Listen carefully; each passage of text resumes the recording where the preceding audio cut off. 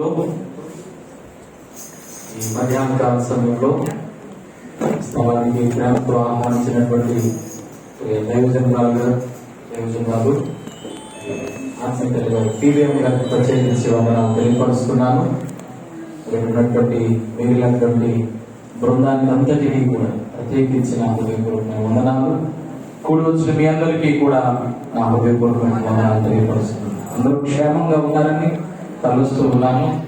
మీ అందరికీ నూతన సంవత్సర శుభాకాంక్షలు కూడా మా తరపు నుంచి, మా కుటుంబం అందరి తరపు నుంచి, దైవజనులు ఉదయ్ కుమార్ గారి తరపు నుంచి మీకు తెలియపరుస్తూ ఉన్నాం. దేవునికి స్తోత్రం కలుగుగాక. హల్లెలూయా.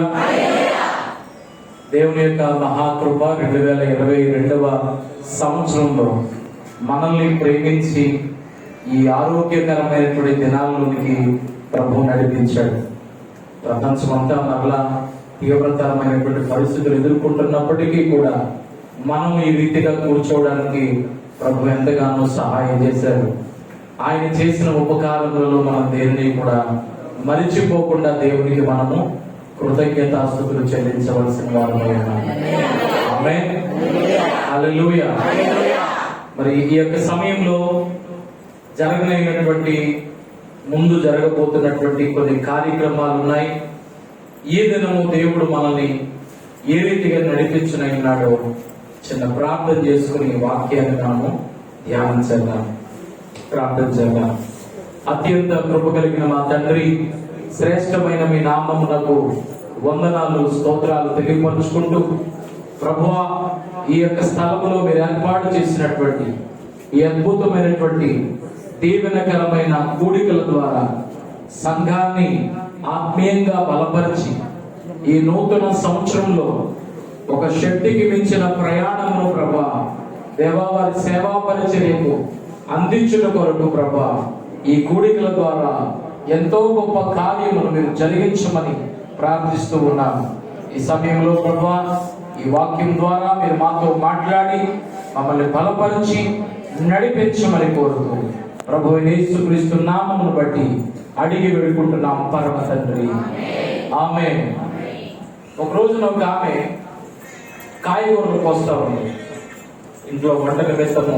ఆమె కాయగూరలు కోసుకుంటా పరధ్యానంలో ఉండి వేలు కోసేసుకుంది. అయ్యో, వేలు కోసుకున్నానేంటి అని ఒక చిన్న గుడ్డ ముక్కుంటే దాని అలాగ వేలుకి కట్టి వెంటనే గబగబా హాస్పిటల్ వైపు వెళ్ళడానికి రోడ్డు మీదకి వచ్చింది. ఒక బస్సు వచ్చింది. బస్సు ఎక్కేసి హాస్పిటల్ దగ్గర దిగితే హాస్పిటల్ దగ్గర 2 గేట్లు ఉన్నాయి. ఒక దాని మీద ఏమనుందంటే ఎంటర్ అని ఉంది, అంటే లోనికి వెళ్ళే ద్వారం. ఇంకొక దాని మీద ఏముందంటే ఎగ్జిట్ అని ఉంది, బయటికి వచ్చేసే ద్వారం. ఈమె లోపలికి వెళ్ళే ద్వారం వచ్చి వెళ్ళిన తర్వాత అక్కడికి వెళ్ళాక ఇంకొక 2 ద్వారాలు ఉన్నాయి. అక్కడేమనుందంటే మేజర్ అని ఉంది, ఇంకొక ద్వారం మీద మైనర్ అని ఉంది. మన భాషలో చెప్పాలంటే ఎమర్జెన్సీ, ఇంకోటి మామూలు ఓపీ. అలాగా ఇది మేజర్ ఏం కాదు, ఇది చాలా చిన్నదే కదా అని మైనర్ అన్న దాంట్లోకి వెళ్ళింది. అక్కడికి వెళ్ళిన తర్వాత ఇంకొక 2 ద్వారాలు ఉన్నాయట. ఒక ద్వారం మీద డాక్టర్ అని రాస్తుందట, ఇంకొక ద్వారం మీద నర్స్ అని రాస్తుందట. ఈ మాత్రం దానికి డాక్టర్ ఎందుకులే, నర్స్ అన్న దాంట్లోకి వెళదామని నర్స్ అన్న దాంట్లోకి వెళ్ళిందట. అక్కడికి వెళ్ళిన తర్వాత ఇంకొక 2 ద్వారాలు ఉన్నాయి. ఒక ద్వారం మీద ఏముందంటే అరువు అని ఉందట, ఇంకొక ద్వారం మీద రోకము అని ఉందట. రోకం ఏమిస్తాంలే, అసలు అరువు అన్న దాంట్లోకి వెళ్ళి చూద్దాం అని అరువు అన్న ద్వారంలోకి వెళ్తే అది తిన్నగా బయటకు వచ్చేసే ద్వారంలో కలిసిపోయిందండి. ఇంకేమీ లేదు. ఈమె ఇలా వెళ్ళి అలా నడుచుకుని అలా బయటకు వచ్చింది. ఏ బస్సు అయితే తను దింపిందో అది మళ్ళీ వచ్చేస్తుంది. ఈ లోపల ఎవరు అడిగారు, వినిగారు ఏ పని అయితే తేడాకి వచ్చారు అని అడిగారు. అది వేలు తెగిపోయిందండి, పట్టేయించుకుందాము అని వచ్చాను, మన దగ్గర ఇంకా రక్తం కారుతుంది అని అనేదాకా ఈమె ఏ పని నిమిత్తం వెళ్ళిందో అక్కడి నుంచి ఏ సాధించుకుని వచ్చిందో కూడా ఈమెకు అర్థం కాలేదు. ఎందుకు ఈ మాట చెప్తా ఉన్నాను అంటే, దేవుని మందిరానికి మనం వచ్చేటప్పుడు కూడా ఎలా ఉన్నామో ఇక్కడి నుంచి వెళ్ళేటప్పుడు కూడా అలాగే ఉంటే మనలో వైద్యం జరగలేదు, మనలో క్రియ జరగలేదు, పరిశుద్ధాత్ముని కార్యము మన లోపల జరగలేదు. ఇక్కడికి వచ్చే ముందు మన స్వభావము ఒకలా ఉంది, అదే స్వభావంతో మనం బయటికి వెళ్తే దానివల్ల ఉపయోగం లేదు. దేవుడు మనలోనికి ఎలాంటి కార్యరూపము జరిగించాలనుకుంటాడంటే మామూలు నీటిని మామూలు నీటిగా పంపించలేదు కానీ మధురమైన ద్రాక్షరసంగా ఆ విందు బంతి మీదకి పంపించాడు ప్రభు. హల్లెలూయా. మనము సామాన్యముగా ఈ మందిరం లోపలికి, దేవుని ఆలయంలోనికి, అది ఏ కూటమైనా, ఆదివారం జరిగే ఆరాధనైనా, ఉపవాస ప్రార్థనైనా, ఇలాంటి ప్రత్యేక కూటాలైనా, ఎలాంటివైనా కానీ దేవుడు మనలో నుంచి కొంత క్రియను ఆశిస్తాడు. కొంత చేంజ్, కొంత మార్పు అనే దాన్ని ప్రభు మనలో నుంచి కోరుకుంటూ ఉంటాడు. ఆయన కోరుకునే మార్పులోనికి మనం వచ్చినప్పుడే ఆయన చిత్తాన్ని నెరవేర్చిన వాళ్ళు అవుతాం. మనకి నచ్చిన మార్పులోనికి మనం వచ్చేసాము అని అనుకుంటే అది ఆయన చిత్తం అనుకుని భ్రమపడటం తప్ప అది దేవుని చిత్తం మాత్రం కాదు, నీ సొంత చిత్తం అయిపోతుంది. కాబట్టి మనం ఎప్పుడూ కూడా ఆయన ఆవరణంలోనికి అడుగు పెట్టేటప్పుడు ఎలా ఉండాలంటే, ప్రభువా నా చిత్తము నశించాలి, నీ చిత్తము నెరవేరాలి. ఈ ప్రణాళికతో మనం ఎప్పుడైతే మనం దేవుని మందిరంలోనికి అడుగు పెడతామో అద్భుతమైన రీతిలో మన జీవితాన్ని ప్రభు తీర్చిదిద్దగలుగుతాడు. దేవుని వాక్యాన్ని మనము ఈరోజు ధ్యానం చేద్దాం. యాకోబు రాసినటువంటి పత్రిక 5వ అధ్యాయం, యాకోబు రాసిన పత్రిక 5వ అధ్యాయము 17వ వచనాన్ని చదువుకుందాం. ఏలియా మన వంటి స్వభావము గల మనుష్యుడే, వర్షింపకుండునట్లు అతడు ఆసక్తితో ప్రార్థన చేయగా 3.5 సంవత్సరముల వరకు భూమి మీద వర్షింపలేదు. అతడు మరలా ప్రార్థన చేయగా ఆకాశము వర్షమిచ్చెను, భూమి తన ఫలమును ఇచ్చెను. దేవునికి స్తోత్రం కలుగుతుంది. రాయబడినటువంటి మాట చాలా సార్లు మనం చదివాం. ఏముందంటే, ఏలియా మన వంటి స్వభావం కలిగిన మనుష్యుడే. అందరూ నాతో పాటు చెప్తారు, ఏలియా మన వంటి స్వభావము గల మనుష్యుడే. ఈ మాట మనం వింటున్నప్పుడు చాలా సార్లు వాక్యాన్ని నేను చదివాను. చదువుతూ వెళ్ళిపోయినప్పుడు అది వాస్తవంగా మనలాంటి వాడు సైతము ప్రార్థన చేసినప్పుడు ఇలా జరిగిందట, అలా జరిగిందట అని చదువుకుంటూ వెళ్తాను. కానీ వాస్తవానికి ఏలియా జీవితాన్ని ఎదురుకుండా పెట్టుకుని ఈ మాటలు కనుక చదువుతున్నప్పుడు నాకు ఒక ఎంత ఆశ్చర్యం కలిగింది. ఎందు గురించి అంటే, ఏలియా గారి యొక్క జీవితం ప్రవక్తలందరికంటే ఒక విభిన్నమైన జీవితం.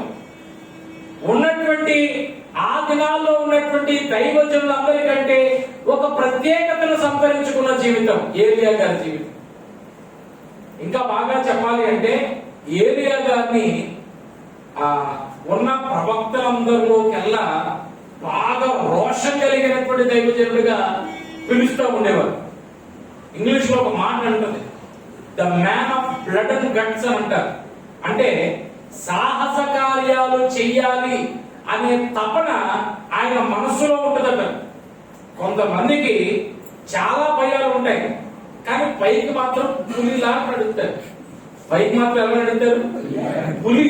వాళ్ళు బిల్డప్ చూస్తే నిజంగా అయ్యి బాబు ఏది ధైర్యవంతులు రా బాబు, ఏమి గొప్పవాళ్ళు రా బాబు అంటారు. మా బంధువుల్లో ఆయన ఉన్నాడు. ఆయన పొద్దున్న లేస్తే ఆయన ఇంటి చుట్టూరు 100 మంది ఉంటారు. ఆయన ఇంటి చుట్టూరు మా బంధువులు ఎలాంటంటే మొత్తం ఆ ఊరందరికీ ముఖ్య సలహాదారుడు అన్నమాట. ఇంకా ఎవరికి ఏ కష్టం వచ్చినా గానీ అక్కడ ఈయన ప్రవేశించాడు, రంగ ప్రవేశం చేశాడా, ఇంకంతే ఇతని మాటలు కోటలు దాటంతో ఉంటాయి. ఇది లోకానికి తెలిసిన కోణం. లోకానికి తెలియని కోణం ఉంటుంది. అర్ధరాత్రి బాత్రూమ్కి వెళ్ళాలంటే వాళ్ళ భార్య లేకపోతూ ఉంటాడు. ఏమేవ్ కొంచెం చాలా కూర్చో, అలా కూర్చొని నేను అలా వస్తాను. ఏదో చిన్నపిల్లలు లేపుతా ఉంటుంది, అమ్మ రామ్మ నాడి రాడాడి అంటారు చూసారా, అలాగే ఈయన ఉదయం అంతా ఈయన సింహస్వరూపం, ఈయన విధానం, ఈయన గాండ్రింపులు ఉదయానికి ఒకలా ఉంటాయి, కానీ రాత్రి అయ్యేటప్పటికి ఈ ఆ స్వభావం బొజ్జుంటది, ఒక కొత్త స్వభావం బయటకు వస్తూ ఉంటది. మనుషులు ఎలా ఉన్నారు అంటే బయటికి చాలా ధైర్యవంతుల్లా కనబడే వాళ్ళు ఉంటారు, లోపల చాలా పిరికితనంతో ఉండేవాళ్ళు ఉంటారు.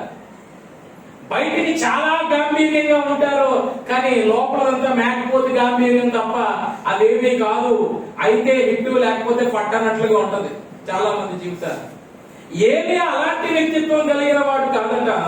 ఆయన ఎలాంటి వాడు అంటే the man of blood and guts, అంటే లోపల ఒక అడ్వెంచర్ చేసేటువంటి వాళ్ళ యొక్క మైండ్ సెట్ ఎలా ఉంటుందో ఏలియా దైవజనుడి యొక్క మనస్తత్వము అలా ఉండదు. దేవునికి స్తోత్రం కలుగుతుంది.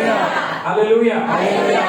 ఎందు గురించి అంటే ఆయన జీవితంలో కొన్ని సంఘటనలను ఆధారం చేసుకుంటే అలాంటి కార్యక్రమాలు మనం చూడొచ్చు. ఏంటా సంఘటనలు అంటే రాజుల మొదటి గ్రంథము 17వ అధ్యాయము మొదటి వచనాన్ని ఒకసారి మనం చదువుదాం. రాజుల మొదటి గ్రంథము 17వ అధ్యాయము మొదటి వచనం. అంతటా గిలాదు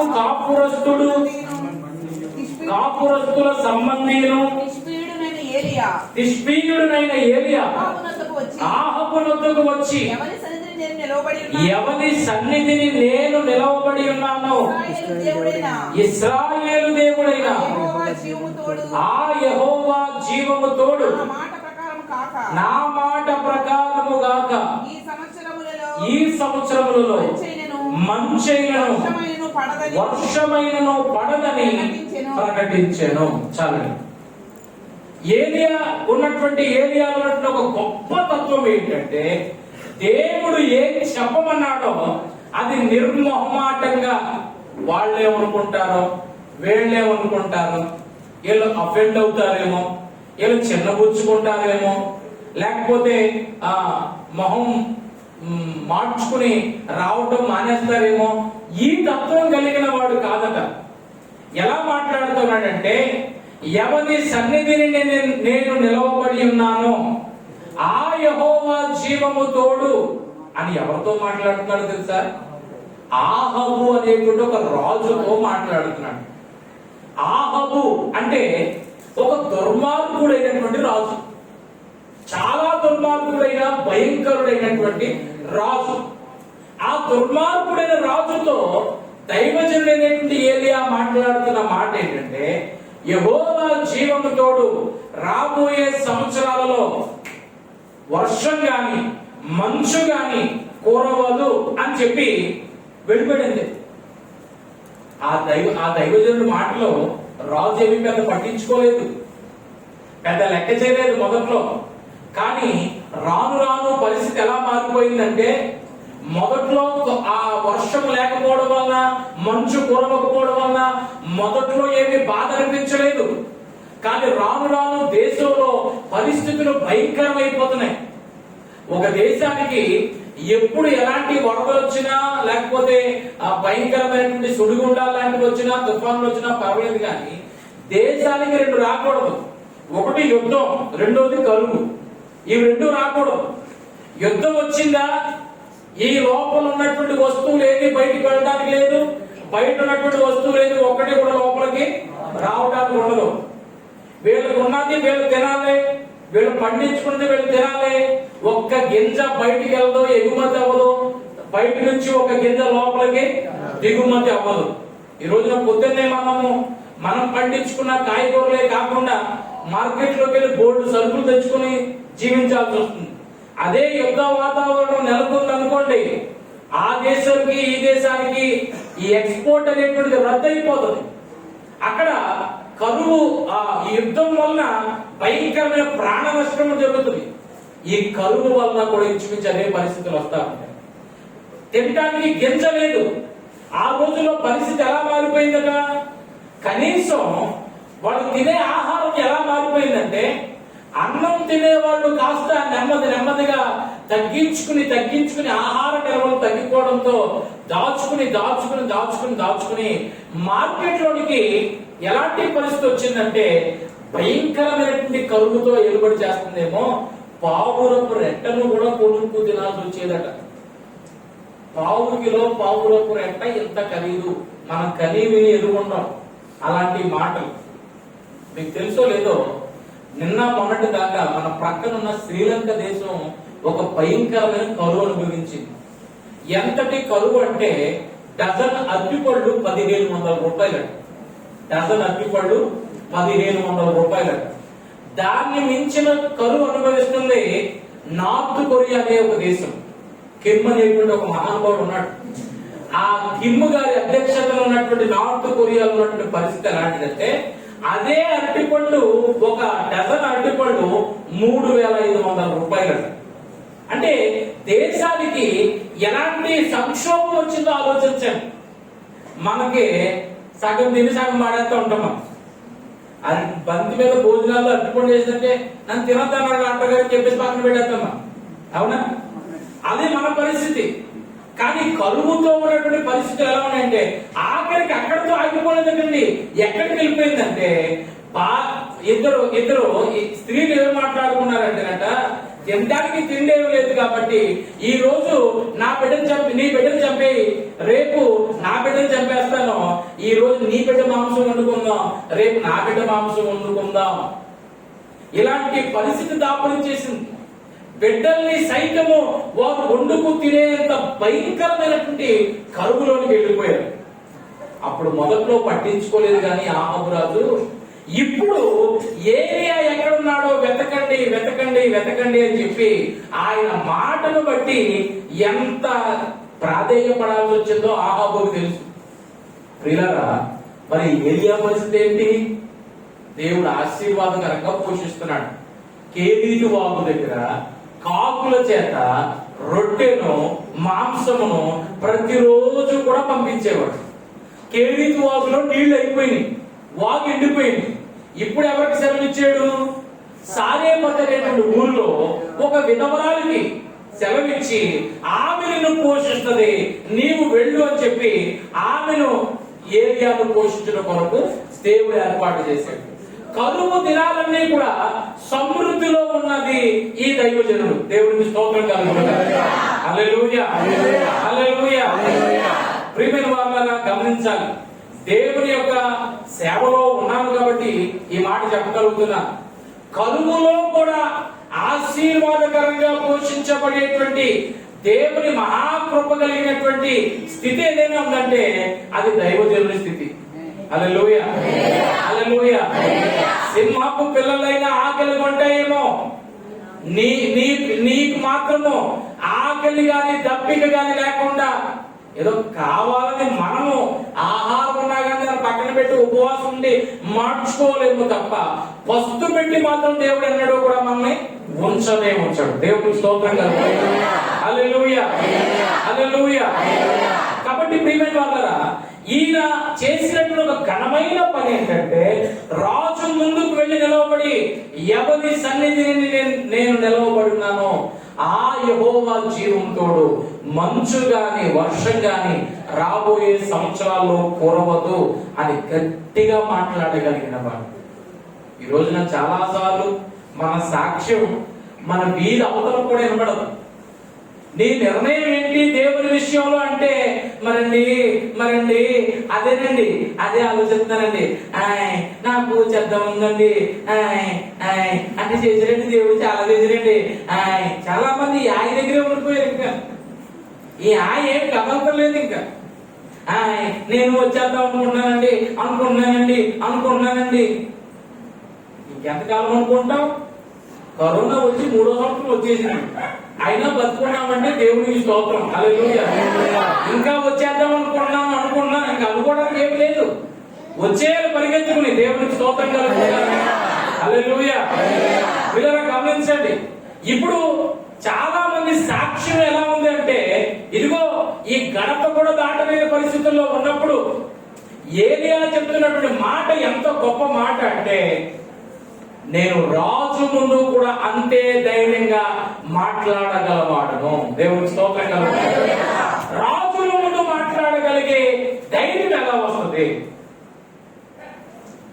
ఎంత మాట్లాడుకున్నా, ఇప్పుడు ఇక్కడ మన మధ్యలోకి ఎమ్మెల్యేగా వచ్చారనుకోండి, మనం లేచిన పడిపోతుంటాం, ఆయన దేవుడికి స్తోత్రం అన్నాడని చెప్పలు కూడా ఉంటాం. మనకు ఎంత సహాయం.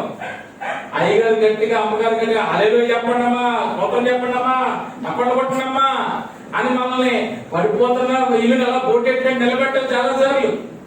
కానీ ఆయన వచ్చినట్టే కళ్ళల్లో ఒత్తిడి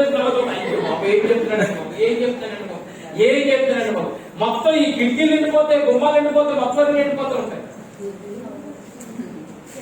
రాజుల ముందు నిలవబడగలిగే అధికారం ఎప్పుడు వస్తుందో తెలుసా?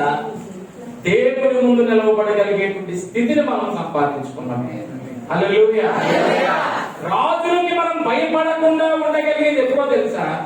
దేవునికి భయపడినప్పుడు. ఈనాడు పరిస్థితి ఎలా వచ్చిందంటే, మనుషులు అందరికీ భయపడాల్సి వస్తుంది. కారణం ఏంటంటే దేవునికి భయపడట్లేదు కాబట్టి. అదే నువ్వు దేవునికి భయపడి ఈ పని చేయొచ్చా, నేను ఈ మాట మాట్లాడొచ్చా, ఇలాంటివి చూడొచ్చా, ఇలాంటి స్థలానికి వెళ్ళొచ్చా, అలాంటివి నేను తినొచ్చా అని నిర్ణయం కలిగి నేను ఒకవేళ ఆగిపోయాను అంటే, దేవుని భయం కలిగి నేను ఆగిపోయాను అంటే, మనుష్యుల ముందు నిలవబడగలిగే అధికారము, ధైర్యాన్ని ప్రభువు మనకి ఇస్తాడు. హల్లెలూయా. ఒక రోజున ఒక సర్కస్ జరుగుతుందండి. ఆ సర్కస్ లో ఏం చేస్తారంటే, చాలా రకాలైన ఫీట్లు ఉన్నాయి. ఒక అతను సింహాన్ని మెడలో కుక్కకి తాడు పెట్టి తీసుకొస్తారు సరే, అలా సింహానికి తాడు పెట్టి తీసుకొచ్చాడు. ఇలాంటి పళ్ళ ఒకటి తీసుకుని మధ్యలో పెట్టి ఈ పళ్ళ మీద సింహాన్ని ఎక్కించాడు. ఎక్కించి అందరినీ చప్పట్లు కొట్టండి అంటున్నాడు. వాళ్ళందరూ చప్పట్లు కొడుతుంటే నెమ్మదిగా దాని నోరు అలా తెరిచి, అది ఆ అని తెరిచినప్పుడు ఆ నోట్లో తన తల పెట్టి 2 నిమిషాలు ఉంచుతాడు. ఇప్పుడు మనకు డౌట్ రావాలి, సరిగ్గా టైంలో సింహానికి ముక్కులో ఏది గురిందనుకో, అదే టైంలో తుమ్ము వచ్చిందనుకో సింహానికి, ఏమైపోద్ది? అయిపోయింది, కచ్చక్కం అయిపోతుంది, ఇంకేం లేదు. అలాంటి పరిస్థితుల్లో కూడా చాలా అతని యొక్క ఆ ఫీట్ ని చూసి, ఆ సన్నివేశాన్ని చూసి రోమాన్ని ఎక్కబుడుచుకుంటే అతనికి ఎందుకు బాబు సింహం నోరులో ఎలా తలపెడుతున్నాడు. ప్రతిరోజు సర్కస్ లో జరిగినట్టు ఎలాగైతే వచ్చాడు, సింహాన్ని బల్లెక్కించాడు, మొత్తానికి చప్పట్లు కొడుతున్నాడు, కరెక్ట్ గా దాని నోట్లో తల పెట్టాడు. 30 సెకండ్లు అయింది. 30 సెకండ్లు బాబోయ్ బాబోయ్ బాబోయ్ బాబోయ్ నడుస్తున్నాడు. ఇదేంట్రా బాబు బాబోయ్ నడుస్తున్నాడు, సింహానికి కోపం మండినట్టుంది. ఎంత ముసల సింహం అయితే మాత్రం ఇంక దానికి పట్టు కోల్పోయింది, ఇంకెక్కడ చంపేటట్టుందని అందరూ హడావిడి చేస్తుంటే ఆ సర్కస్ నిర్వాహకులు వచ్చారు. వెంటనే తన పక్క వచ్చి ఆ కూర్చొని కూర్చొని కూర్చొని కూర్చొని కూర్చొని అందరినీ కూర్చోబెట్టారు. కూర్చోబెట్టేసిన తర్వాత వీళ్ళందరూ కూడా ఒక డౌట్ ఉంది. 2 నిమిషాల తర్వాత తలకై తీసేసాడు, సింహాన్ని లోపలికి తీసుకెళ్ళిపోయారు. అంతా బాగానే జరిగింది. అందరిలో డౌట్ ఏంటంటే అతడు బాబోయ్ బాబోయ్ బాబోయ్ ఇది తెలిసాడు. ఆ తర్వాత అతను చెప్తున్నాడు అదేంటంటేనట అతనికి సాలిపుడు కంటే చాలా భయం అంట. అది అతను ప్యాకేజీకి ఎక్కించాడు. ఏదంటే భయము? ప్రపంచం అంతా ఇతను ఏమనుకుంది, వీడు సింహం లాంటి శక్తి నాకు అన్నట్టుగా ఇతను చూసింది.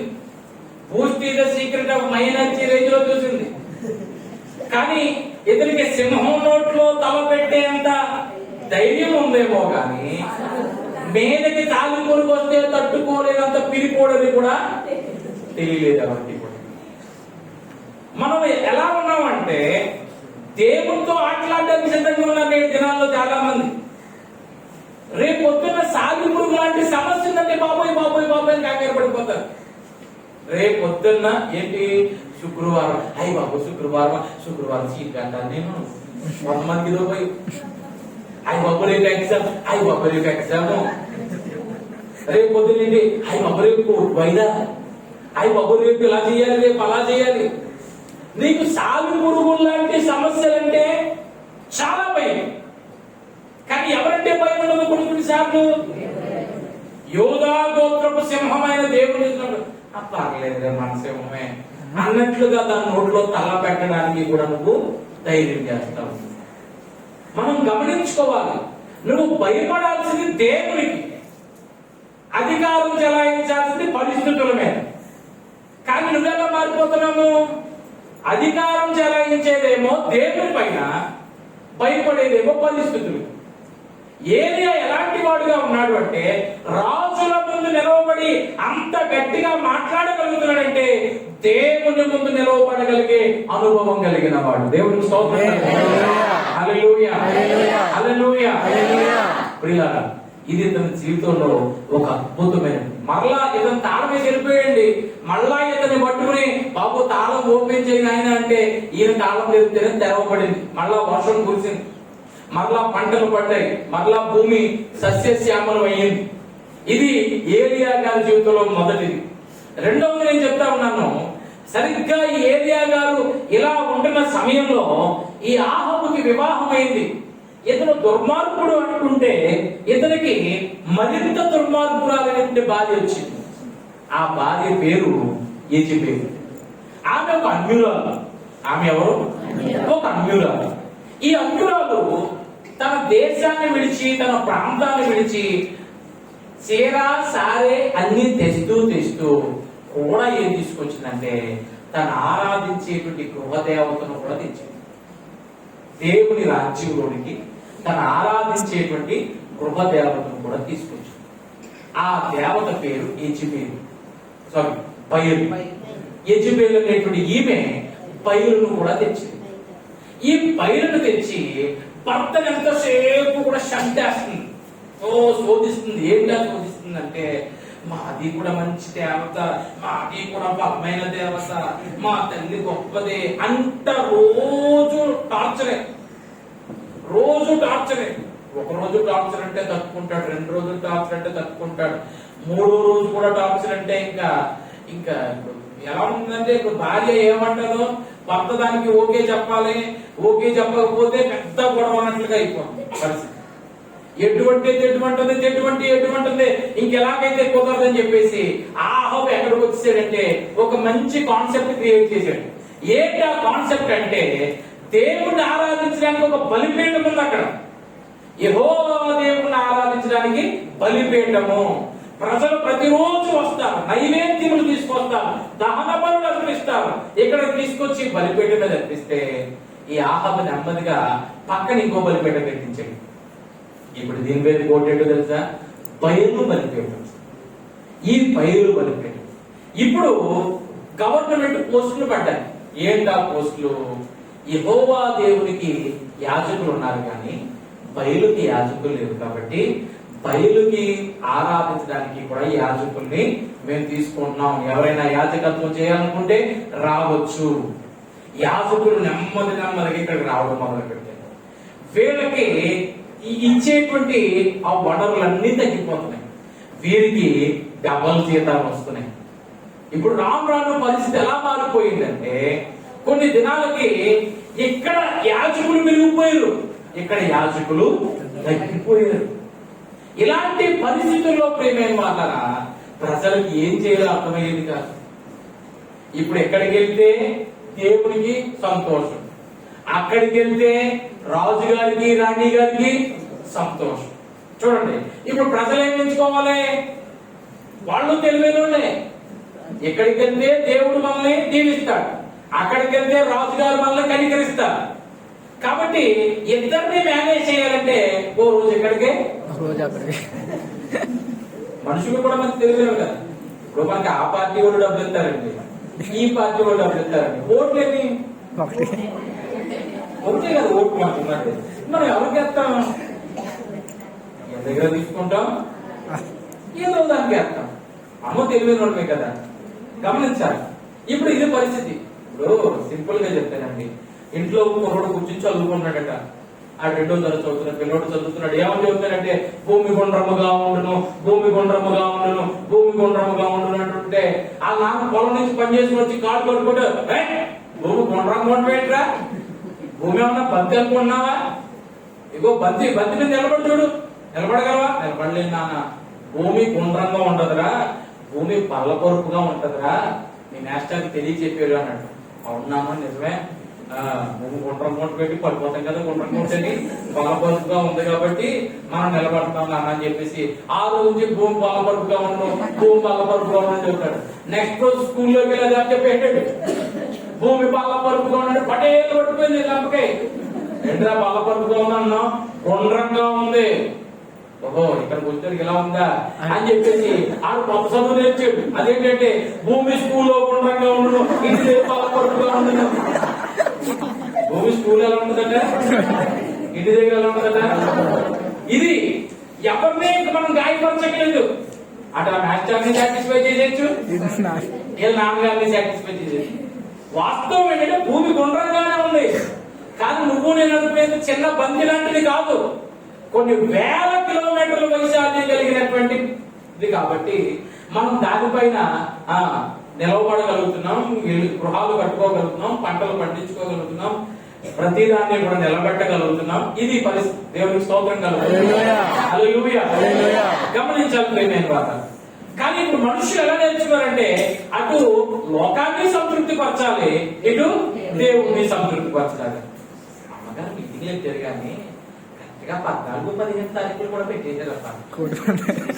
ఆ రోజు ఎంతమంది వచ్చేస్తారో మా ఇంటికి అసలు ఈ సంవత్సరం రాకుండా పోయింది, నేను ఎక్కడికి వెళ్ళలేకుండా పోయింది. లోపల పక్కన పరిశుద్ధాత్మ ఉద్యోగం కోసం కనిపెడతావు, ఉపవాసాలు ఉంటావు, నా సమస్య తీరట్లేదు ప్రభా నీ ఎక్కి అన్ని ప్రార్థన చేస్తావు. కానీ ఇంకో ప్రక్కన లోకం కూడా మనం సాటిస్ఫై చేయాలి అనే ప్రయత్నం ఉంటుంది. ఇది చాలా తప్పు. ప్రజలు ఏం నేర్చుకున్నారు అంటే ఒక రోజు దేవుని దగ్గరకు వస్తున్నారు, ఒక రోజు బయలు దగ్గరికి వెళ్తున్నారు. ఈ తలంపుల మధ్యలోకి వచ్చినప్పుడు ఆ సమయంలో దేవుని తలుపు నిలవబడిన యాజకుడు ఎవరన్నా ఉన్నారు అంటే దైవజనుడైన ఏలియా కనపడతాడు. అది నాకు ఆయన అంటాడు, ప్రజల దగ్గరకు వచ్చి అంటాడు, రాజునేమనలేదు, రాణినేమనలేదు, ఎవరిని ఏమనలేదు, ప్రజలతో వచ్చి అన్న మాట మాత్రం అద్భుతమైన మాట. ఏంటా మాట అంటే ఎన్నాళ్ళు మీరు 2 తలంపుల మధ్య ఉంటారు. చూడండి ఆ మాట చదువుతాం. రాజుల మొదటి గ్రంథము 18వ అధ్యాయము 20వ వచనం చదువుకుందాం. ఆహాబు ఇశ్రాయేలు వారందరి యొద్దకు దూతలను పంపి ప్రవక్తలను కర్మేలు పర్వతమునకు సమకూర్చె. ఏలియా జనులందరి దగ్గరకు వచ్చి ఎన్నాళ్ల మట్టుకు మీరు 2 తలంపుల మధ్యను తడబడుచుందురు? యెహోవా దేవుడైతే ఆయనను అనుసరించుడి, బయలు దేవుడైతే వారిని అనుసరించుడని ప్రకటన చెయ్యగా. చాలా చాలా ప్రియమైన వారు గమనించండి. యెహోవా దేవుడైతే ఆయన అనుసరించండి, బయలు దేవుడైతే వారిని అనుసరించండి, కానీ 2 తలంపుల మధ్య మాత్రం మీరు బ్రతకకండి. 2022వ సంవత్సరంలో ప్రభు మనకి ఇస్తున్నట్టు ఒక చక్కని పిలుపు ఏంటంటే నువ్వు దేనికైతే అంటూ కట్టబడ్డావో దాంట్లోనే ఉండి తప్ప నీవు బయటకు కొమ్మలు వేయడానికి ప్రయత్నం చేయొద్దు. 2వ తలంపుని నీ యొక్క జీవితంలో, నీ విశ్వాసంలో, నీ ఆత్మీయ యాత్రలో నువ్వు తెచ్చుకోవద్దు. ఒక విశ్వాసము, నీ రక్షణ, నీ ఆత్మ నింపుదల, దీన్ని ముందుకు కొనసాగినవ్వాలి తప్ప 2వ తలంపుల్లోనికి నువ్వు వెళ్ళిపోకూడదు. లోకాన్ని సంతృప్తి పరచాలి అన్న భావజాలంలోనికి నువ్వు వెళ్ళవద్దు. ఎప్పుడైతే ఎలా అన్నారో ప్రజలకి ఏం జరుగుతుందా అని ఉత్సాహం వచ్చేసింది. ఈ ఉత్సాహంలో ఆఖరికి జరిగింది ఏంటంటే బయలు ప్రవక్తలందరూ ఒక ప్రక్కన ఉన్నారు, ఏలియా ఒకడు ఒక ప్రక్కన ఉన్నాడు. 2 ఎద్దులు తీసుకున్నారు. ఈ కథంతా మీకు తెలిసింది. ఆ ఎద్దుల్ని వధించి ఏ దేవుడైతే సమాధానం ఇస్తాడో ఆకాశం నుండి అగ్ని కురిపించి ఈ వధించబడిన ఎద్దును కాల్చాలి, ఆయనే నిజమైన దేవుడని ఆనవాలు పెట్టుకున్నారు. ఇలాంటి ఆనవాలు పెట్టుకుని ఉదయం నుంచి సాయంకాలం వరకు ఈ బయలు ప్రవక్తలందరూ కూడా కేకలు వేశారు, భజనలు చేశారు, అరిచారు, చప్పట్లు కొట్టారు. ఇక అది ఇది కాదు, ఇది అది కాదని ఆఖరికి లేచి గెంతులేయడం మొదలు పెట్టారు. గెంతులేయడంతో పాటు ఎక్కడి దాకా వచ్చింది అంటే పరిస్థితి, వాళ్ళ రక్తాలని కూడా వాళ్ళు చింపుతున్నారు, శరీరాన్ని గాయం చేసుకుంటున్నారు, రక్తాలు చింపుతున్నారు. రక్తాలు చింపడం ఏంటండి? నాకు తెలిసిన పాస్టర్ గారు ట్రైన్ లో వెళ్తున్నాడు. ఆయన ఎదురుగా సినిమా డైరెక్టర్ కూర్చున్నాడు, సినిమాలు తీసేవాడు డైరెక్టర్. ఆ విషయాలు ఈ విషయాలు మాట్లాడుకుంటూ ఆయన బొటన వేలు చూసాడట ఈ పాస్టర్ గారు. ఆ బొటన వేలు అంతా ఎలా ఉందంటే కత్తి ఘాటుల కింద ఉందండి. కత్తి ఘాటులు గీసేసిన తర్వాత ఎలా గరుగ్గాయిలా ఉందండి ఈ పార్ట్. ఏంటంటే మీ వేలేంటి బొటన వేలు అలా ఉందని అడిగారట. ఇదేముందిలేండి అన్నాడట డైరెక్టర్. పర్లేదు చెప్పండి అంటే, మేము ప్రతి సినిమా తీసిన తర్వాత మాకు తల్లి ఉంటుందండి, ఆ తల్లి దగ్గరికి వెళ్ళి మేము తినకం వస్తానంట. కత్తికి అలా గీసి ఆమె అలా తినకం వస్తాం. ఏం జరుగుతుందండి? అది ఎలాంటి సినిమా అయినా కానీ మా డబ్బులకు వచ్చేస్తాయండి. ఆ దురాత్మ ఏం చేద్దంటే వెళ్ళి సినిమా చూడు అని ప్రేరేపించేస్తూ ఉంటుందండి. ఆ దురాత్మ, ఆ ఆత్మ ఏం చేస్తూ ఉంటుంది, మనుషులు ప్రేరేపించేస్తూ ఉంటుంది. అందుకోసం మేము మా రక్తాన్ని, ఒక పొట్టు రక్తాన్ని అలాగా మేము కానుకగా ఇచ్చుకుంటాం. అదే ఫార్ములా అప్లై చేశారు. మా రక్తాన్ని చూసైనా రా. ఆ రోజు ఏమీ జరగలేదు. ఏది అయితే సాయంకాలం అవుతున్నప్పుడు పడిపోయిన బలిపీఠాన్ని తిరిగి కట్టి అక్కడ దాని చుట్టూరు కూడా పొయ్యి తవ్వించి ఆ గోతి నిండా నీళ్లు వేసి పైనేమో బలిపీఠం మీద ఈ ఎద్దును వధించి ప్రార్థిస్తూ ఉన్నాడట. ఈ ప్రార్థిస్తూ ఉంటుంటే ఆకాశం నుండి అగ్ని వచ్చి ఈ బల్ల మీద ఉన్న ఎద్దును దహించేయడం మాట అలా ఉంచండి, ఎలాగూ కాల్చివేయబడిపోయింది. ఆ గోతిలో పోసిన నీళ్లు కూడా ఆవిరైపోయి అంత భయంకరమైనటువంటి ఉష్ణోగ్రతతో అగ్ని కుమ్మరించబడింది. దేవుని స్తోత్రం. హల్లెలూయా. నీళ్లు ఆగిపోయేంత భయంకరమైనటువంటి వేడి ఆ అగ్ని ద్వారా కలిగింది. ప్రియులారా, మనం అగ్నికి నీళ్లు వేసి ఆర్పడం తెలుసు, అగ్ని వచ్చి నీళ్లను ఆవిరి చేసేసింది ఇక్కడ.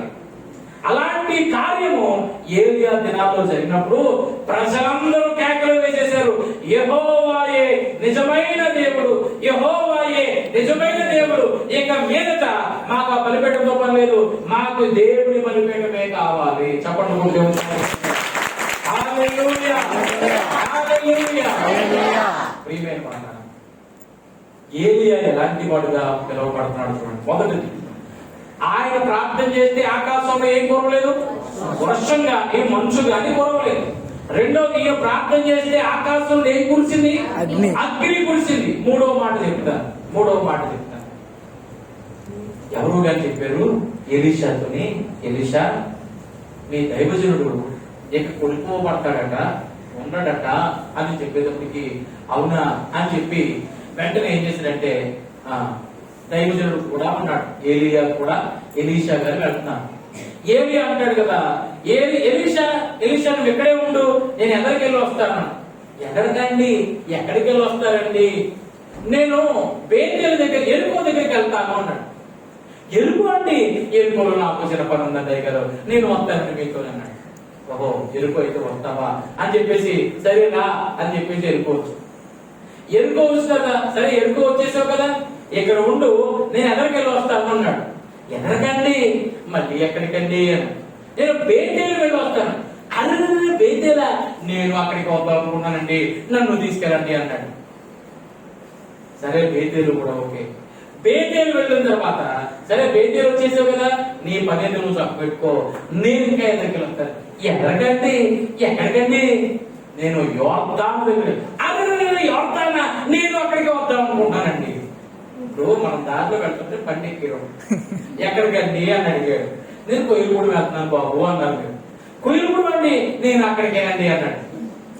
మనం కొయ్యలగూడ వస్తే ఏం చేస్తాం, బండి ఆటోమేటిక్ గా స్లో చేస్తాం. మనం స్లో చేయకపోయినా అది దిగి కూడా అయితే నిజంగానే కొయ్యలగూడ అంటే ఆపేయండి, షాప్ దగ్గర ఆపేయండి అంటాడు, అంతేనా?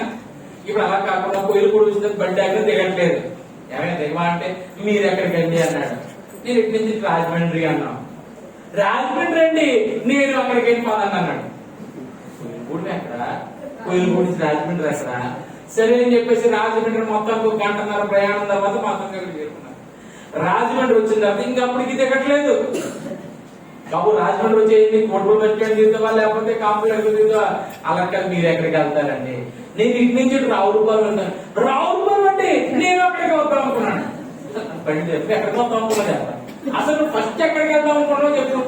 నేను ఎక్కడికి వెళ్తే నువ్వు కూడా వద్దాం అనుకుంటున్నావా? అసలు కరెక్ట్ గా ఎక్కడికి వెళ్దాం ఉంటది కదా లోపల. ఏలియా వెనకాల ఎలీషా అలాగే వస్తున్నాడు. ఏలియా అంటాడు, నేను ఎరుకోకు వెళ్తా, నేను అక్కడికే అన్నాడు. నేను బేతేలుకు వెళ్తా, నేను అక్కడికే అన్నాడు.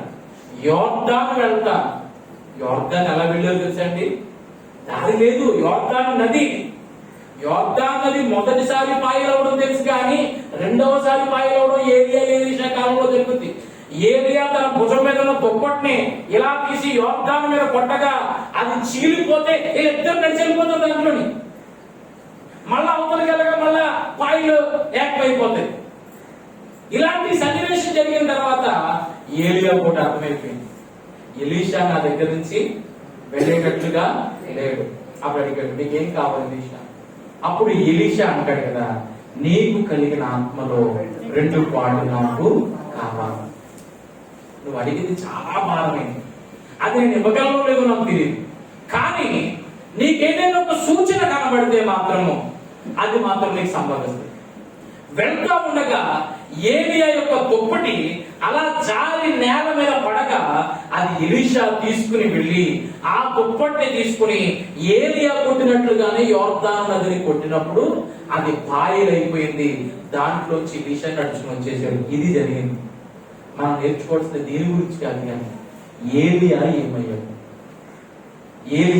ఏమయ్యారంటే ఏలియాకు ఒక పిలుపు వస్తుంది. ఆ పిలుపు ఏంటో తెలుసా? అగ్ని రథముల మీద నిన్ను తీసుకుని వెళ్ళడానికి నా రథములు వచ్చేస్తున్నాయి. ఏలియా ఎందుకు ఎలీషాతో ఏదో నుంచి పంపించేసాయి, లోపల నుంచి దేవుడు ఊరుకోవట్లేదు.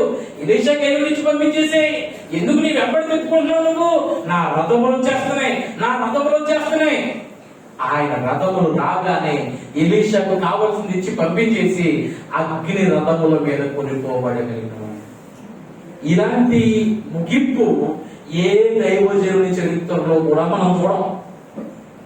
అగ్ని రథముల మీద దేవుడొచ్చి తీసుకుని వెళ్ళిపోయినటువంటి ఆ సంఘటన ఏదన్నా తిరిగి జరిగితే సంఘం ఎత్తబడేటప్పుడు ఆయన మేఘవాహనుడుగా వచ్చి సంఘాన్ని తీసుకుని వెళ్ళాలేమో తప్ప దానికి ముంగుర్తుగా ఏలి అనే దైవజనుడు అగ్ని రథముల మీద కొనిపోబడ్డం చూస్తాం.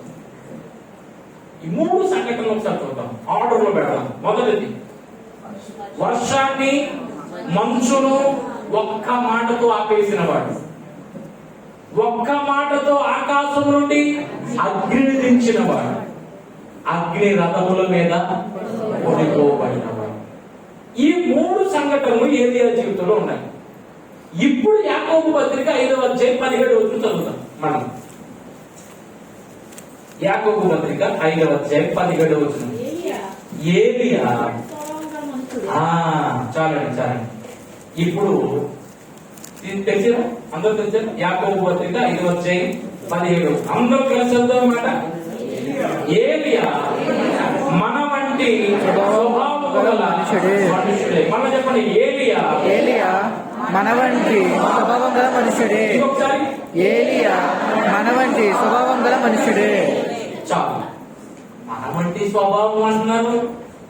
మనం చూస్తేనేమో ఎక్కడో ఉన్నాం. ఏలియా గారి విశ్వాసం చూస్తే ఎక్కడెక్కడో ఉంది.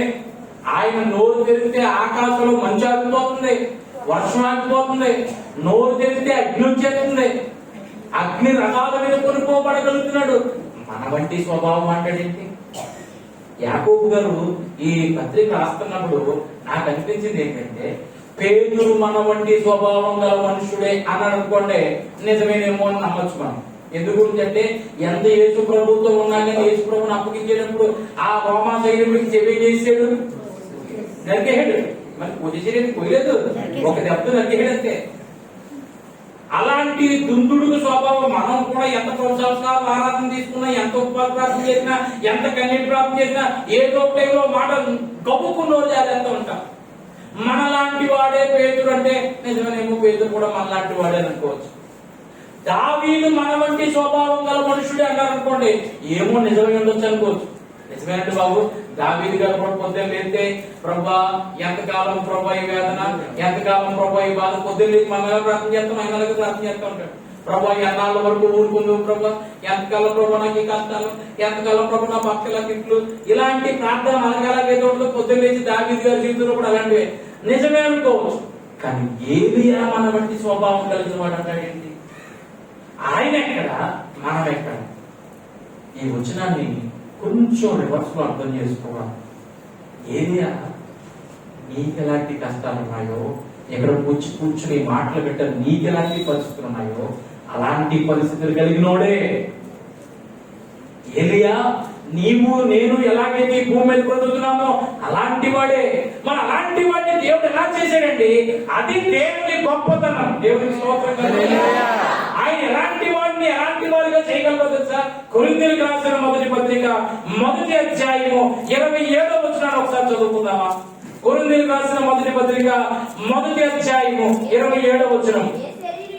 ఏ శరీరియు దేవుని ఎదుట అతిశయింపకుండునట్లు జ్ఞానులను సిగ్గుపరచుటకు లోకములో నుండి వెర్రి వారిని దేవుడు ఏర్పరచుకుని ఉన్నాడు.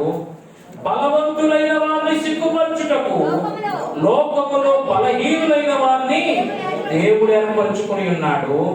ఎన్నికైన వారిని వ్యర్థము చేయుటకు లోకములో నీచులైన వారిని, తృణీకరింపబడిన వారిని, ఎన్నిక లేని వారిని దేవుడు ఏర్పరచుకుని ఉన్నాడు. దేవుడికి స్తోత్రం. దేవుడు దేంట్లో స్పెషల్ అంటే ఐఆమ్ జీరో ప్రభువా అని ఎవరైతే అంటారో, no no no you are hero అంటాడు దేవుడు. హల్లెలూయా, హల్లెలూయా, హల్లెలూయా. ఎవరన్నా దేవుడు దగ్గరికి వచ్చి ఐఆమ్ హీరో అన్నాడు అనుకోండి, వాడు నెబుకద్నెజర్ రాజైనా కానీ పొద్దున్న లేచి గేదెల పక్కన గేదెలా గడి తినేస్తాడట. గేదెల పక్కన పడుకోవడం వేరు, గేదెల పక్కన ఉండటం వేరు, ఏదో ప్రేమ పొంది వెళ్ళటం వేరు. గేదెతో పాటు గడి తినేస్తాడంటే ఆ స్వభావం వచ్చేసింది.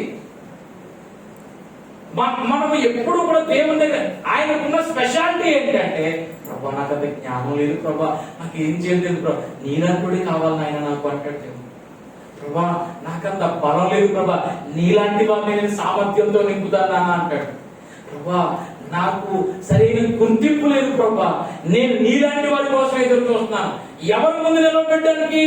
జ్ఞానులను సిగ్గుపరచడానికి వెర్రి వారిని ఎన్నుకుంటాను, బలవంతుల్ని సిగ్గుపరచడానికి బలహీనులైన వారిని ఎన్నుకుంటాను, ఎన్నికైన వారిని వ్యర్థం చేయటకు లోకమందు నీచులైన వారిని, తృణీకరింపబడిన వారిని ఎన్నుకుంటానని సెలవిస్తున్న దేవుడు ఆయన. దేవుడి లోపల ఎక్కడో ఒక భావం ఉంటుంది, నన్ను ఈ సమాజము యాక్సెప్ట్ చేస్తుందా, నా మాటకి విలువ ఇస్తుందా, నా మాటకి ఏనాడైనా గుర్తింపు వస్తుందా? ఈ క్వశ్చన్ మార్క్ తో ఉన్నావా? సరైన దేవుని దగ్గరికి మనం వచ్చాం. ఆయన ఎలాంటి వాడు అంటే, అలాంటి భావజాలంలో ఉన్న వారిని ఎస్ నేను చేయగలను అని చెప్పి చేయించే దేవుడు ఆయన. దేవుని స్తోత్రం. హల్లెలూయా. ఆయన చెప్తున్నటువంటి మాట, నేను జ్ఞానులు సిగ్గుపరచడానికి, బలవంతులు సిగ్గుపరచడానికి, ఎన్నికైన వారికి అర్థం చేయడానికి నేను ఎంచుకునే వాళ్ళందరూ వాళ్ళకంటే మహాజ్ఞానులు, వాళ్ళకంటే మహాబలవంతులు. గొలియాతును కొట్టడానికి దేవుడు ఎన్నుకున్న సాధనం పేరేంటి? 2-3 వ్యక్తుల్ని గొలియాతులాగా తయారు చేసి, ముద్ద తయారు చేసి వాళ్ళ చేతి ఇంకా దావీదు నుంచి పంపించాడా? అసలు ఆ చిన్న పిల్లలను చూసి గొలియాతులే షాక్. గొలియాతును పక్కన పెడదాం, ఇశ్రాయేలుకే షాక్. అదేంటి, మన తరపు నుంచి యుద్ధ వీరుడు ఎవరు లేరు, యుద్ధ కవచం లేదు, ఒక పిల్లోడు వెళ్ళిపోతున్నాడు ఏంటి, ఒక పిల్లోడు వెళ్ళిపోతున్నాడు ఏంటి? ఆ సంఘటన ఒక్కటే దావీదును గుర్తింపులోకి తీసుకొచ్చింది. మీకు తెలుసా? గొలియాతు అనేవాడు ఎందుకు ఎదురుకుండా ఉన్నాడంటే, దావీదు అనేవాడిని దేవుడు పైకెత్తడం కొరకే. దేవుని స్తోత్రం. హల్లెలూయా. ఎందుకు ప్రభా ఈ గొలియాతు లాంటి సమస్యలు నాకు అనుకుంటే, నువ్వు దావీదు అని సమాజానికి తేవడం కొరకు, నీలో దావీదు తత్వం అనేది ఉన్నదని దేవుడు నిరూపించడానికి అంత గొలియాతు లాంటి శ్రమని ముందు పెట్టాడు. హల్లెలూయా. ఇక్కడ మనం జ్ఞాపకం చేసుకోవాలి, దేవుడు అలాంటి కార్యక్రమాలు చేయగలుగుతాడు. ఏలియా జీవితంలో కూడా అదే చేశాడు. మన వంటి స్వభావం గలవాడే, కానీ ఆయన వర్షాన్ని ఆపగలిగాడు, అగ్నిని కురిపించగలిగాడు, అగ్ని రథముల మీద కొనిపోబడగలిగాడు. ఇదంతా జరగడానికి ఏరియాలో కనీసం కొన్ని బేసిక్స్ ఉన్నాయి. ఆ బేసిక్స్ లేకుండా ఇవి జరగవు. ఆ బేసిక్స్ లో మొట్టమొదటి బేసిక్ ఏంటంటే అన్కాంప్రమైజ్డ్ ఫెయిత్. ఎప్పుడు విశ్వాసం విషయంలో రాజీ పడని తత్వము. హల్లెలూయా, హల్లెలూయా. ఇది నా దేవునికి సంబంధించిన కార్యం, నేను లేకుండా ఎలా? కాంప్రమైజ్ అయ్యే తత్వం లేదు ఏలియాలో. అన్కాంప్రమైజ్డ్ గా ఉంటాడు. అది దేవుని పన, ముందు నేను ఉండాలి. అది దేవుని పన, ముందు నేను దూకాలి. అది దేవుని పన, నేను ఎక్కడో ఉండకూడదు. నేను ఎక్కడో నా పొలం పని చక్క పెట్టుకోకూడదు, ఇంటి పని చక్క పెట్టుకోకూడదు, నా ఒంటి పని చక్క పెట్టుకోకూడదు. ఆశీర్వాదాల కొరకు కాదు, నేను నా దేవుని పని కొరకు నేను నిలవబడాలి అని విశ్వాసం విషయంలో రాజీ లేని తత్వం కలిగిన వాడు. ఒక పక్కన దేవుని బలిపీఠం కూలిపోతుంది, బయలు బలిపీఠం కట్టబడిపోతుంది. అలాంటి టైంలో ఏలియా నిలవబడ్డాడంటే రాజీ లేని విశ్వాసము. ఈ రోజు ఎలా కూర్చుని ఆరాధించగలిగే రోజులు వచ్చాయి. ఒకానొక సమయంలో లేకపోవచ్చు, అయినా కానీ మనము ఈ రాజీ లేనటువంటి విశ్వాసం కలిగిన వారిగా మనం ఉంటాం. హల్లెలూయా, హల్లెలూయా, హల్లెలూయా, హల్లెలూయా. కాబట్టి మొదటిది రాజీ లేనటువంటి విశ్వాసం కలిగిన వారు. రెండో మాట చెప్పిన నా మాట ముగిస్తాను. అదేంటంటే అన్కాంప్రమైజ్డ్ ప్రేయర్. అతను దేవుని దగ్గర అతనికి ఉన్నటువంటి స్థితి ఎలాంటిదంటే, యాకోబు ఎలాంటి పట్టుదల కలిగిన వాడో తన ప్రార్థనలో, ఏలియా కూడా అలాంటి పట్టుదల. యాకోబు యొక్క పట్టుదల గురించి మనకి ఆదికాండంలో తెలుసు. ఒక రాత్రంతా దేవునితో పెనుగులాడిన వాడు అని తెలుసు. విచిత్రం ఏంటంటే ఆ పెనుగులాడి తెల్లవారి వరకు కూడా జరిగింది. అవునా? తెల్లవారేంత వరకు కూడా జరిగింది. తెల్లవారేంత వరకు కూడా ప్రభు ఒక మాటగా మాట్లాడా యాకోబుతోని? ఒక్క మాట కూడా మాట్లాడలేదు. మాట్లాడిన ఫస్ట్ మాట ఏంటంటే, ఇక తెల్లవారుతున్నది, నన్ను విడిచిపెట్టు అన్నాడు. అంతేనా?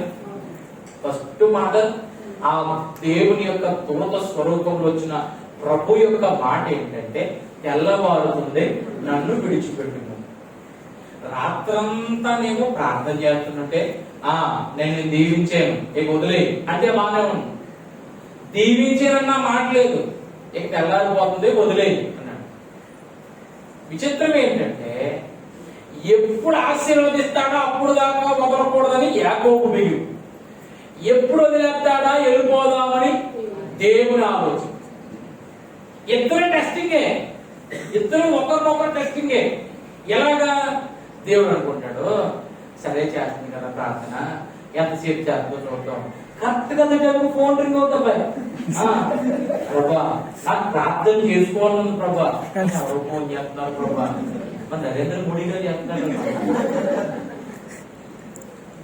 వచ్చే ఫోన్ కాల్ ఏంటి? పిన్ని రేషన్ బండి వచ్చింది, రేషన్ తీసుకున్నావా? ఏ కదా మనకు వచ్చే ఫోన్. కరెక్ట్ గా ఎప్పుడు రాని ఫోన్ కాల్ నువ్వు ప్రార్థన ఎప్పుడు అవుతుందంటే అది శోధన తెలియట్లేదా నీకు? ఎప్పుడు కొట్టని తలుపు కొత్త వ్యక్తులు వచ్చి ఆ టైంలో కొడతానంటే అది నీకు శోధన తెలియట్లేదా? ఎప్పుడు నీకు హాయ్ చెప్పని వాళ్ళు ఆ రోజున వాట్సాప్ హాయ్ చెప్పారంటే అది నీకు శోధన తెలియట్లేదా? నువ్వు గమనించాల్సిన విషయం ఏంటంటే, నేను ఎప్పుడైతే ముగించేద్దామని అనుకుంటానో దేవుడు అనుకుంటాడు, ఇదే కదా నీ భక్తి, ఈ భక్తిలో నేను ఆశీర్వదిస్తానంటాడు. ఎప్పుడు దాకా ఉండగలవో ఉండు అన్నాడు దేవుడు. తెల్లవారిపోయినా కానీ విడిచిపెట్టట్లేదు యాకోబుతో దేవుడు అన్న మాట ఏంటంటే, ఇగో తెల్లారిపోతుంది, విడిచిపెట్టు. నోట్లోంచి ఫస్ట్ దేవుడి మాట ఏంటి? తెల్లారిపోతుంది, విడిచిపెట్టు. ఒక ప్రాపర్టీ అమ్ముదాం అనుకుంటున్నారు, ఒక ఇల్లు కొందాం అనుకుంటున్నారు. ఫర్ ఎగ్జాంపుల్ 10 లక్షలు ఇల్లు, 10 లక్షలు చెప్పారు, మీ దగ్గర 6 లక్షలే ఉన్నాయి. మీరు అంటారు, ఏమండి 5 లక్షలకి ఇస్తారా అని మొదలు పెడతాం. 10 అంటే మనం ఎక్కడి నుంచి వెళ్తాం? సగానికి కష్టించేసి 5 దగ్గర నుంచి వెళ్తాం. అలా అంటారు 9.50 కూడా రాదంట. అలా అంటారు 9.50 కూడా అయితే అక్కడి నుంచి అంటారు. మనం అనుకుంటాం 5 లక్షలకు రూపాయి కూడా ఇవ్వమంటాం అంటాం. వాళ్ళు ఏమంటారంటే, సరే అడుగుతున్నారు కాబట్టి మీకు కాబట్టి ఆ 9.50 అన్నాం కాబట్టి మనం ఒట్లోంచి ఆ 50 9.50 కన్ఫర్మ్ చేసుకోండి. మనం అంటాం 5 లక్షలకి 10,000 ఏమైనా ఎక్స్ట్రా ఇవ్వమంటే ఇస్తాం తప్ప అంతకు మించి ఎక్కువ ఇవ్వమంటాం. ఆఖరికి అటు తిరిగి మనదేమో 5:30 దాకా వస్తుంది, వాళ్ళదేమో 9 దాకా వస్తుంది. ఇప్పుడు టైం అయిపోతుంది, వాళ్ళకి డబ్బులు అవసరం అయి ఉంటుంది, మనకి ఇల్లు అవసరం అయి ఉంటుంది. ఇప్పుడు ఫస్ట్ మాట్లాడినోడు లోపు అయిపోతాడు. ఎప్పుడు కూడా వాళ్ళు వస్తారు లేదా అంటే చూసారు కొంతమంది, వాళ్ళు వస్తారు లేదో వెళ్ళిపోతారేమో అని కొంతమంది కంగారు వచ్చారు. కొంతమంది పెద్దోళ్ళు మాత్రం వాళ్ళు వస్తారు లేదా అంటారు. మొత్తానికి ఎలాగైతే ఇప్పుడు ఫస్ట్ మాట్లాడినాడు, ముందు అవసరం మాట్లాడారు అనుకోండి, అంటే మీకు కావాలా ఇచ్చేస్తాం వాళ్ళు కదా, ఇచ్చేసుకోండి, మేమైతే 5-50 కంటే ఎక్కువ ఇవ్వలేము అని మనమన్నాను. ఏమండి ఇదిగో ఆఖరిగా 6 ఇస్తారా, మేము 9 లక్షల కంటే అట్లా దిగమండి అని అలా కూర్చుంటారు.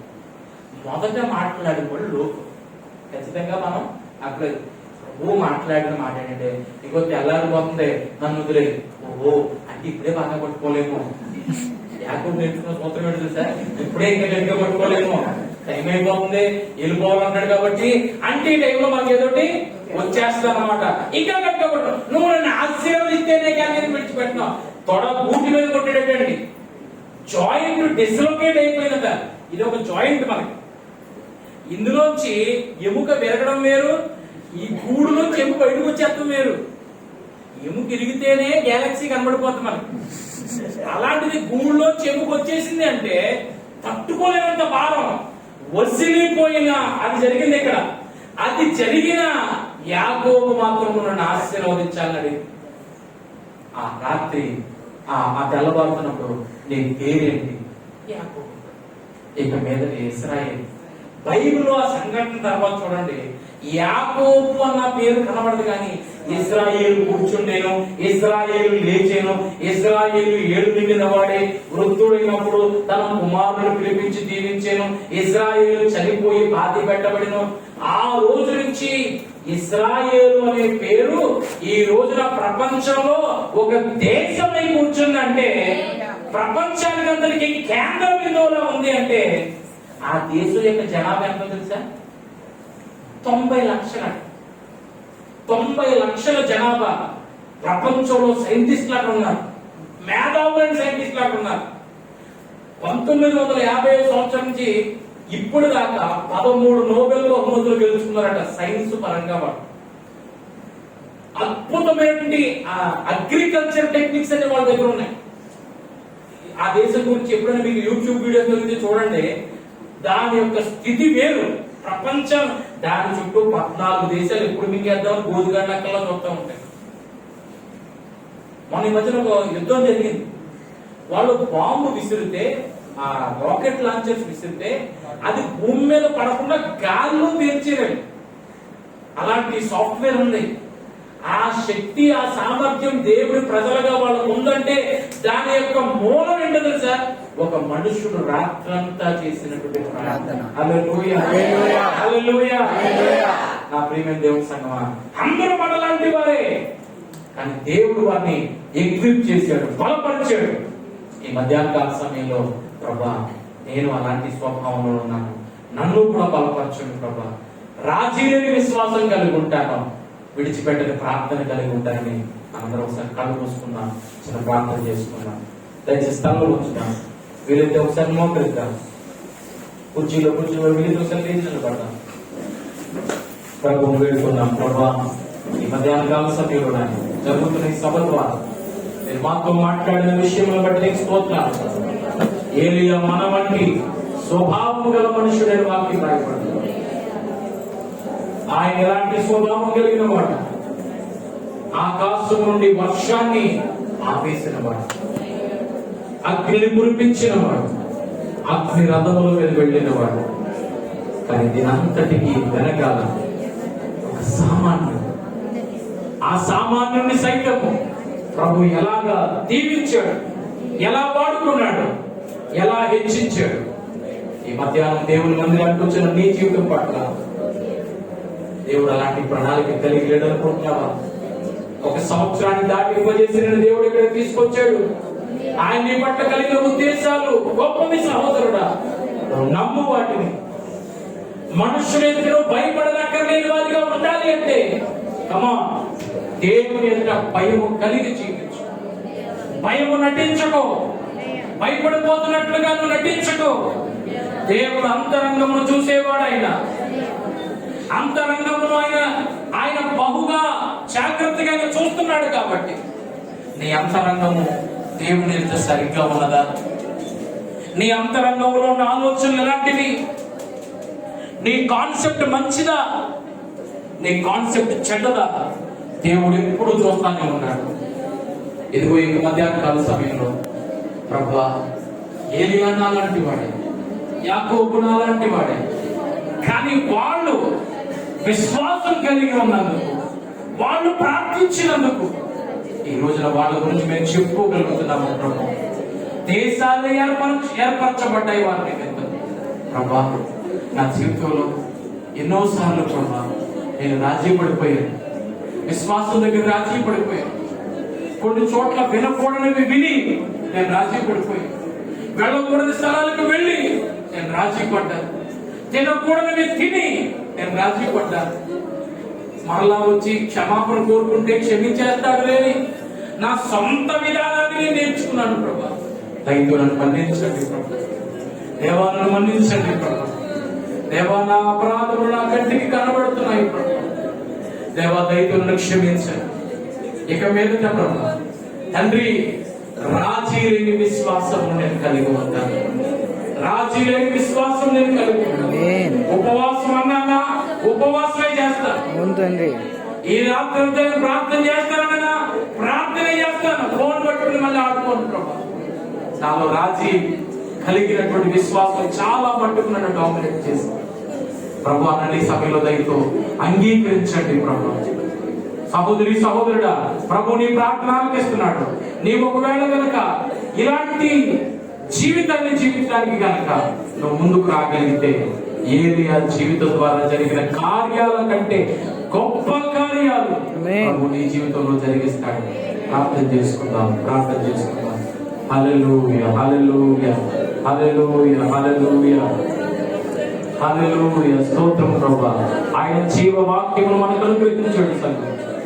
హల్లెలూయా, హల్లెలూయా. స్తోత్రం తండ్రి, స్తోత్రము ప్రభువా. స్తుతులు ప్రభువా, స్తుతులు నాయన. Thank you lord, thank you lord, thank you lord. స్తుతులు ప్రభువా, స్తుతులు తండ్రి.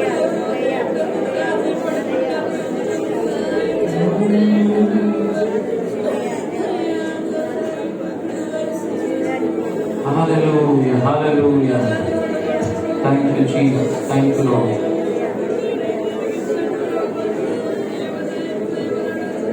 పరిశుద్ధుడా, నీ దివ్య యోచనలే నాకు ఎంతో ఉత్తమము. పరిశుద్ధుల సహవాసమే నాకు క్షేమాధారం. విశ్వాసమందు నిలకడగా నీ రాకడ వరకు మెలకువగా విసుగక నిత్యము ప్రార్థింతును నిన్ను. నిశ్చలమైన నిరీక్షణతో రెండు చేతులెత్తి మాట్లాడమా.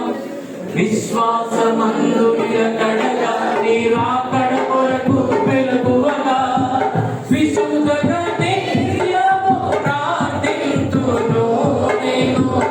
నిశ్చలమైన నిరీక్షణ చప్పటపడదు. నీ